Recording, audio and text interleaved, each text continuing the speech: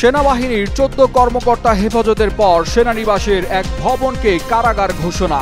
শিগগিরই আদেশ কার্যকর করতে স্বরাষ্ট্র মন্ত্রণালয়ের প্রজ্ঞাপন। উপদেষ্টাদের সেফ এক্সিট নিয়ে দেশজুড়ে তোলপাড়। রাজনৈতিক অঙ্গনে চলছে নানামুখী বিশ্লেষণ। পাল্টা জবাবে অবস্থান জানালেন উপদেষ্টারা।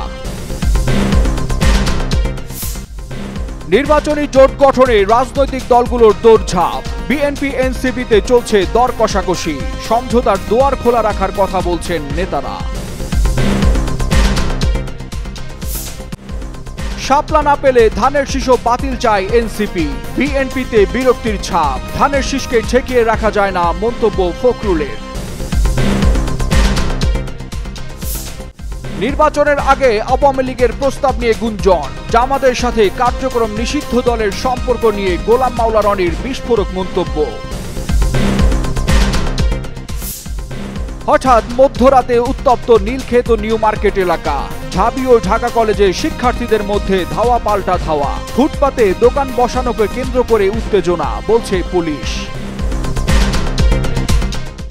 ঢাকা সেনানিবাস শান্তি ও শৃঙ্খলার প্রতীক, আর সেখানে একটি ভবনে সাময়িক কারাগার ঘোষণা করেছে অন্তর্বর্তী সরকার। ঢাকা সেনানিবাসে নিশ্ছিদ্র নিরাপত্তা বেষ্টিত মোড়া MES ভবনটিকে সাময়িকভাবে কারাগার হিসেবে ঘোষণা করে একটি প্রজ্ঞাপন জারি করে স্বরাষ্ট্র মন্ত্রণালয়। রোববার স্বরাষ্ট্র মন্ত্রণালয়ের কারা এক শাখা থেকে এই সংক্রান্ত প্রজ্ঞাপন জারি করা হয়। প্রজ্ঞাপনে বলা হয়, বাংলাদেশ ফৌজদারি কার্যবিধি 1898 541 ক্ষমতা বলে ঢাকা সেনানিবাসের বাসার রোডের উত্তর দিকে অবস্থিত MES এর 54 নং বিল্ডিংকে সাময়িকভাবে কারাগার হিসেবে ঘোষণা করা হলো। ফৌজদারি কার্যবিধি ও দ্য প্রিজন অ্যাক্টের ক্ষমতা বলে এই পদক্ষেপ নেওয়া হয়।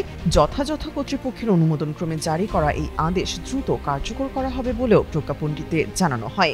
এর আগে সেনা সদর জানায়, আন্তর্জাতিক অপরাধ ট্রাইব্যুনালের মামলায় অভিযুক্ত 15 সেনা কর্মকর্তাকে হেফাজতে নিয়েছে সেনা সদর। শনিবার ঢাকা সেনানিবাসের মেস আলফাতে আয়োজিত এক সংবাদ সম্মেলনে এসব তথ্য জানান বাংলাদেশ সেনাবাহিনীর adjutant general major general Mohammad Hakimuzzaman. Safe exit দেশের রাজনীতিতে যেন নতুন এক শব্দে সরগরম। টকশো থেকে শুরু করে সামাজিক যোগাযোগ মাধ্যম সবখানেই এখন এই বিষয়টি নিয়ে চলছে আলোচনা সমালোচনা। প্রশ্ন একটাই, অন্তর্বর্তী সরকারের কিছু উপদেষ্টা কি সত্যি দেশের বাইরে নিরাপদ প্রস্থানের পরিকল্পনা করছেন? রাজনৈতিক অঙ্গনে এ নিয়ে চলছে নানামুখী বিশ্লেষণ। এই বিতর্কের সূচনা এনসিপি আহ্বায়ক নাহিদ ইসলামের এক মন্তব্য ঘিরে। জাতীয় নাগরিক পার্টির আহ্বায়ক নাহিদ ইসলাম সাম্প্রতিক এক সাক্ষাৎকারে অভিযোগ করেন, অনেক উপদেষ্টা নিজেদের আখের গুছিয়েছে। নাহিদের দাবি, তাদের মধ্যে কেউ কেউ এখন সেফ এক্সিটের চিন্তা করছে। এনসিপি আহ্বায়ক নাহিদের এই বক্তব্যের পরই দেশের রাজনৈতিক মহলে শুরু হয় জোর তর্ক বিতর্ক। পরবর্তীতে একাধিক উপদেষ্টা এই ইস্যুতে প্রকাশ্যে স্পষ্ট করেন নিজেদের অবস্থান। আইন উপদেষ্টা আসিফ নজরুল বলেন, তাদের কারও সেফ এক্সিটের প্রয়োজন নেই, তবে জাতি হিসেবে সবার প্রয়োজন একটি অসুস্থ রাষ্ট্র কাঠামো থেকে সেফ এক্সিট করা। পরিবেশ উপদেষ্টা সৈয়দা রিজওয়ানা হাসান বলেন, তিনি কোনো এক্সিট খুঁজছেন না, ঝড়ঝঞ্ঝা পেরিয়ে দেশে থেকেছেন, এখানেই থাকবেন। এমন পরিস্থিতিতে সেফ এক্সিট ইস্যুতে জুলাই আন্দোলনের সামনের সারিতে থাকা এবং স্থানীয় সরকার উপদেষ্টা আসিফ মাহমুদ আরও বিস্ফোরক মন্তব্য করেন। তিনি বুধবার রাতে নিজের ফেসবুক পেজে লিখেছেন, যাদের একাধিক দেশের পাসপোর্ট নাগরিকত্ব নেওয়া তারাই আবার অন্যদের সেফ এক্সিটের তালিকা করে। যারা 5 আগস্ট পালিয়েছিল তাদের সিম্প্যাথাইজাররা কষ্টে মারা যাচ্ছে, বারবার ফেসিস্টদেরই পালাতে হয়। একই সুরে কথা বলেছেন সড়ক উপদেষ্টা ফাউজুল কবির খান। তিনি বলেন, তাকে যদি 72 বছর বয়সে সেফ এক্সিট নিয়ে ভাবতে হয় তা হবে গভীর দুঃখের বিষয়। ধর্ম উপদেষ্টা আফম খালিদ হোসেন বলেন, তার কোনো সেকেন্ড হোম নেই, এ দেশেই থাকবেন। আর স্বরাষ্ট্র উপদেষ্টা জাহাঙ্গীর আলম চৌধুরী জানান, তার ছেলে মেয়ে সবাই দেশে, তিনি একা বিদেশে গিয়ে কি করবেন। যদিও নাহিদ ইসলাম বা এনসিপি স্পষ্ট করে বলেননি কোন উপদেষ্টাদের দিকে অভিযোগের তীর। হিমাতুল জান্নাত, যুগান্তর নিউজ। জাতীয় নির্বাচনের সময় ঘনিয়ে আসার সাথে স্পষ্ট হচ্ছে রাজনৈতিক দলগুলোর মেরুকরণ। নির্বাচনী ঐক্য নিয়ে শুরু হয়েছে জোরালো আলোচনা। কোন দল কার সঙ্গে জোটবদ্ধভাবে বা আসন সমঝোতার ভিত্তিতে ভোটের লড়াইয়ে অংশ নেবে তা নিয়ে চলছে দর কষাকষি। এর মধ্যে সবার নজর জামায়াত ও বিএনপির বৃহৎ জোট গঠনের দিকে। এক্ষেত্রে মিত্রদের নিয়ে বিভিন্ন দাবিতে আন্দোলনের সরব জামাতের জোট নিয়ে কিছুটা ইঙ্গিত মিললেও কাদের নিয়ে ভোটের মাঠে থাকবে বিএনপি তা নিয়ে বাড়ছে কৌতূহল। সূত্র বলছে, বিভিন্ন দল নিয়ে একটি বড় নির্বাচনী জোট গঠন করতে চায় দেশের প্রধান রাজনৈতিক দল বিএনপি। দলটি এরই মধ্যে ফ্যাসিবাদ বিরোধী যুগপৎ আন্দোলনের সঙ্গে যেসব জোট ও দল সম্পৃক্ত ছিল তাদের কাছে সম্ভাব্য প্রার্থী তালিকা চেয়েছে। এইসব দলের কিছু সম্ভাব্য প্রার্থীকে তারা গ্রিন সিগন্যালও দিয়েছে। এর বাইরে অন্যান্য দলের সঙ্গেও আলাপ আলোচনা করছে বিএনপি। এর মধ্যে নির্বাচনী জোট গঠনে এনসিপির সঙ্গে বিএনপির পর্দার আড়ালে আলোচনা শুরু হয়েছে বলেও জানা গেছে। এ বিষয়ে বিএনপি স্থায়ী কমিটির সদস্য সালাউদ্দিন আহমেদ বলেন, বৃহত্তর নির্বাচনী জোট গঠন প্রক্রিয়া চালু আছে। বিষয়টি নিয়ে কাদের সাথে কথা হয়েছে তা সময় মতো প্রকাশ করা হবে বলেও জানান তিনি। বিএনপির নীতি নির্ধারকরা বলছেন, একটি বৃহৎ নির্বাচনী জোট গঠন করার কাজে ব্যস্ত সময় পার করছেন তারা। যুগপৎ আন্দোলনের সঙ্গে যুক্ত সমমনা দল ও জোটসহ অন্যান্য উদার গণতান্ত্রিক ইসলামী ও আলেমদের সমন্বয়ে এই জোট গঠন করা হবে। এর মধ্যে রয়েছে লিবারেল ডেমোক্রেটিক পার্টি, 12 দলীয় জোট, জাতীয়তাবাদী সমমনা জোট, বাম গণতান্ত্রিক ঐক্য, গণফোরাম ও লেবার পার্টি। যুগপথের দল ও জোটের কাছে এরই মধ্যে আসনের তালিকা চেয়েছে বিএনপি।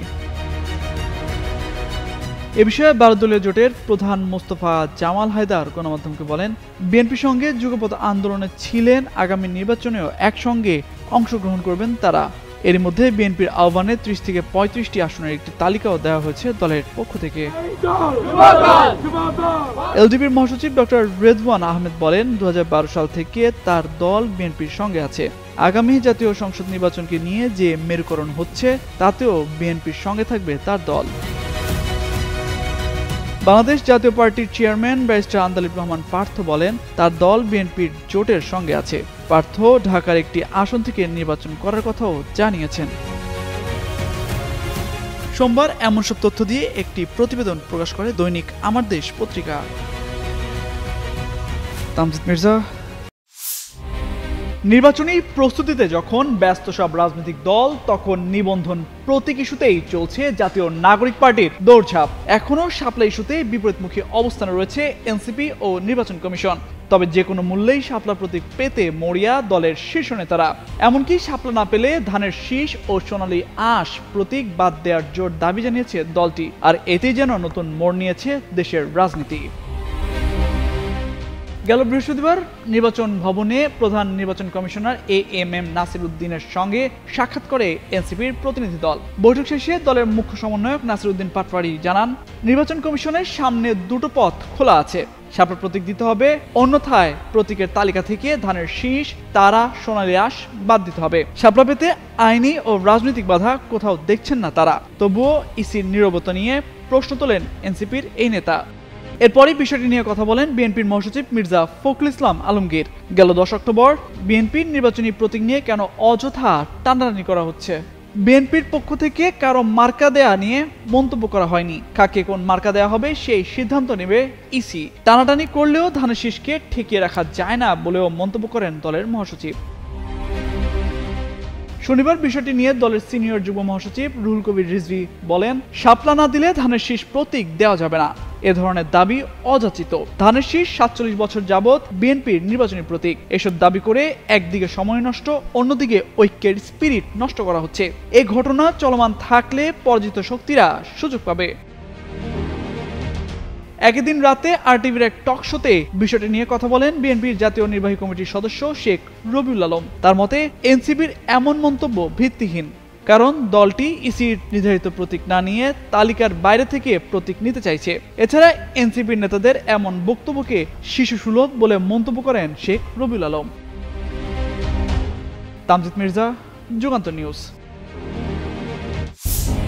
জাতীয় সংসদ নির্বাচনের বাকি আর মাত্র 4 মাস। এর মধ্যে নির্বাচনী জোট সহ নানা সমীকরণ মেলাতে ব্যস্ত রাজনৈতিক দলগুলো। দফায় দফায় একে অপরের সাথে বৈঠক করেছে বিভিন্ন রাজনৈতিক দলের নেতারা। অন্যদিকে নিবন্ধন স্থগিত হয়ে একদম কোণঠাসা রয়েছে আওয়ামী লীগ। এবারের নির্বাচনে অংশ নিতে পারছে না এই দল। তবে এবারের নির্বাচনের জন্য কার্যক্রম স্থগিত দলটির ভোট খুবই গুরুত্বপূর্ণ বলে মনে করছেন রাজনৈতিক বিশ্লেষকরা। তবে কোন দল পেতে পারে কার্যক্রম স্থগিত দলটির সমর্থকদের ভোট? যখন এই প্রশ্নে রাজনৈতিক অঙ্গনে চলছে চুলচেরা বিশ্লেষণ, তখন আওয়ামী লীগের সাথে জামায়াতের বন্ধুত্ব হওয়া নিয়ে বিস্ফোরক মন্তব্য করলেন সাবেক সংসদ সদস্য গোলাম মাওলা রনি। গেল সোমবার চ্যানেল আই এর তৃতীয় মাত্রা টকশোতে রনি জানান, আওয়ামী লীগের সাথে বন্ধুত্ব হওয়ার সম্ভাবনা রয়েছে জামায়াতের। পরিস্থিতি সেই দিকে যাচ্ছে বলে মনে করেন তিনি। 1988 সালের জাতীয় পার্টি ও আওয়ামী লীগের সম্পর্কের প্রসঙ্গ টেনে এই সাবেক সংসদ সদস্য বলেন, সে সময় কেউ ভাবেনি 2009 সালে হুসাইন মাহমুদ এরশাদের দল আওয়ামী লীগের ঘোড়া দল হিসেবে থাকবে। তবে বিএনপির সঙ্গে আওয়ামী লীগের সখ্যতা হওয়ার সুযোগ নেই বলেও মন্তব্য করেন তিনি। উপস্থাপকের এক প্রশ্নের পরিপ্রেক্ষিতে গোলাম মাওলা রনি বলেন, সামনের রাজনীতির যে পরিস্থিতি আসছে তাতে বিপদে পড়তে পারে জামায়াত। আপাতত মনে হচ্ছে সবকিছুতে জামায়াত নিয়ন্ত্রণ করছে, কারণ ডাকসু জাকসু সব জায়গায় জামাতের আধিপত্য। তবে রাজনীতিতে প্রথম জেনারেশনের রাজনীতিবিদ হলেন মির্জা ফখরুলরা, তবে তৃতীয় জেনারেশনের রাজনীতিবিদ হলেন জামায়াতের আমির, আর চতুর্থ জেনারেশনের শিশির মনির ও ডক্টর মাসুদরা। ক্ষমতার দিক থেকে প্রথম জেনারেশনের সুবিধা ভোগ করলেও তারা চতুর্থ জেনারেশনের, এ কারণে তারা কথা বলার ক্ষেত্রে অনেক সময় বিতর্কিত হয়ে পড়ছেন। গোলাম মাওলা রনি জানান, জামায়াত মনে করছে নারী কর্মীদের দিয়ে তারা অবস্থান তৈরি করতে পারবে, কিন্তু এর মধ্য দিয়ে জামায়াত কতটুকু জয়ী হতে পারবে তা নিয়েও প্রশ্ন তুলেছেন সাবেক এই সংসদ সদস্য। ওই টকশোতে তিনি বলেন, ভারতবর্ষ, পাকিস্তান আমল কিংবা 1971 সালের জামায়াতের ভূমিকা এখন সবার সামনে আসছে। সবশেষ এক বছরে বিভিন্ন কর্মকাণ্ডের কারণে জামায়াতের রাজনীতি ও অর্থনৈতিক কর্মকাণ্ডের সাথে বিএনপি, আওয়ামী লীগ ও জাতীয় পার্টি কোনো পার্থক্য দেখেন না বলে জানান রনি। তামজিদ মির্জা, যুগান্তর নিউজ। হঠাৎ মধ্যরাতে উত্তপ্ত নীলক্ষেত ও নিউ মার্কেট এলাকা। ঢাকা বিশ্ববিদ্যালয় ও ঢাকা কলেজের শিক্ষার্থীদের মধ্যে ধাওয়া, পাল্টা ধাওয়া ও সংঘর্ষে উত্তাল হয়ে ওঠে পুরো এলাকা। এ সময় আহত হন সাংবাদিক সহ বেশ কয়েকজন। রোববার মধ্যরাতে রাজধানীর নীলক্ষেত ও নিউ মার্কেট এলাকায় এ উত্তেজনা শুরু হয়। এ সময় উভয় পক্ষের ইটপাটকেল নিক্ষেপে রণক্ষেত্রে পরিণত হয় পুরো এলাকা। পুলিশ জানায়, ঢাবির শাহনওয়াজ হলের সামনে ফুটপাতের দোকান বসানোকে কেন্দ্র করে উত্তেজনা সৃষ্টি হয়। পরে ঢাকা বিশ্ববিদ্যালয় ও ঢাকা কলেজের শিক্ষার্থীদের মধ্যে ধাওয়া পাল্টা ধাওয়ার ঘটনা ঘটে। এরপর আইনশৃঙ্খলা বাহিনী উভয় পক্ষকে সরিয়ে দেয়। এদিকে ঘটনাস্থলে উপস্থিত হয়ে পরিস্থিতি শান্ত করার চেষ্টা করেন ঢাকা বিশ্ববিদ্যালয় কেন্দ্রীয় ছাত্র সংসদের ভিপি সাদিক ক্যাম্প সহ ছাত্রনেতারা।